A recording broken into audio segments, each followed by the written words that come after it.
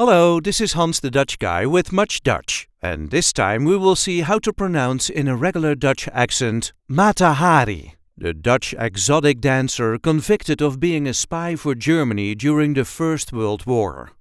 This is the way we say Matahari. Matahari. There is a light emphasis on the first syllable of her last name. Matahari.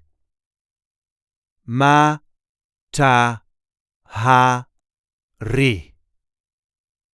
Matahari. Matahari was the stage name for Margaretha Geertruida Zelle. I hope this video was helpful. You can help us by liking it and by subscribing to our channel. We do have plenty of other content here, so be sure to check that out too. And if there are any words you need help pronouncing in Dutch, just let us know in the comments, and we will get that word on Much Dutch as soon as possible. Tot ziens!